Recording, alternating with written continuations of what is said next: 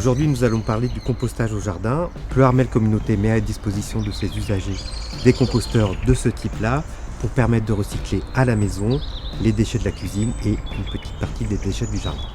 Dans l'idéal, installer le composteur proche de la maison, plutôt à l'ombre, sur une surface plane et stable et directement au contact du sol. La pratique du compostage en composteur est essentiellement destinée aux déchets de la cuisine, c'est-à-dire les épluchures de fruits, de légumes, les restes de repas, etc.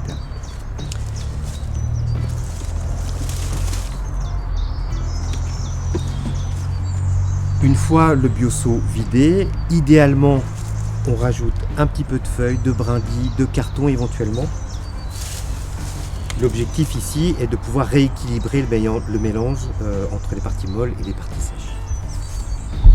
Une fois cet apport fait, essayez d'avoir un outil à disposition, une fourche bêche comme ici, un croc, etc. pour pouvoir mélanger. Le fait de mélanger à chaque apport, ça peut paraître contraignant, mais c'est un geste simple, rapide à effectuer et qui permettra d'avoir un compost de bien meilleure qualité à l'issue du cycle de compostage. Mais pour pouvoir réussir à faire un compost de qualité, il y a un des facteurs qu'il faut être en mesure de maîtriser qui est le taux d'humidité. Et pour ce faire, ces composteurs sont équipés de couvercles que l'on vous conseille de fermer à chaque apport.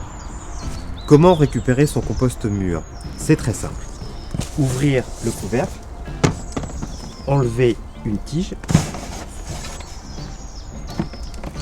la remettre en place pour ne pas l'ouvrir complètement.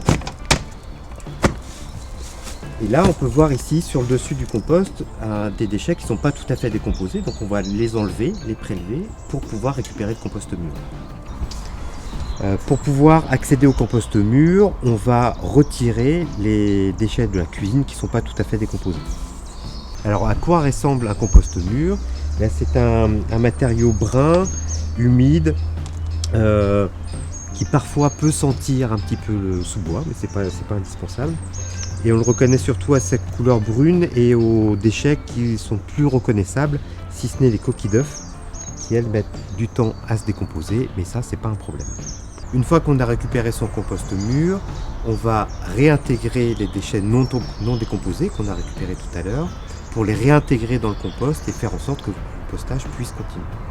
Et ensuite, remélanger le compost, remettez le couvercle et le cycle va pouvoir continuer. Quelle est la meilleure période pour utiliser le compost mûr au jardin? Eh bien, il y a 3 bonnes périodes pour le faire. À l'automne, après les cultures par exemple dans le potager.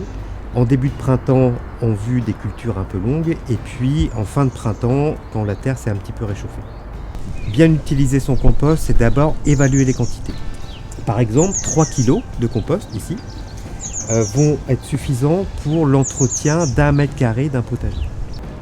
Bien incorporer son compost, c'est l'étaler en surface, ici sur 1 mètre carré, et éventuellement l'incorporer au premier centimètre de la terre.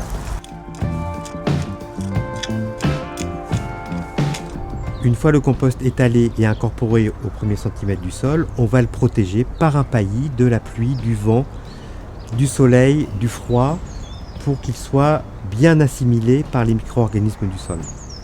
Vous l'aurez compris, le compostage au jardin c'est facile, que ce soit en tas ou en composteur. C'est moins de déchets, moins d'odeur dans la cuisine, des poubelles à vider moins souvent et la fabrication d'un engrais et d'un amendement de qualité fait maison qui n'a rien à envier à ceux du commerce.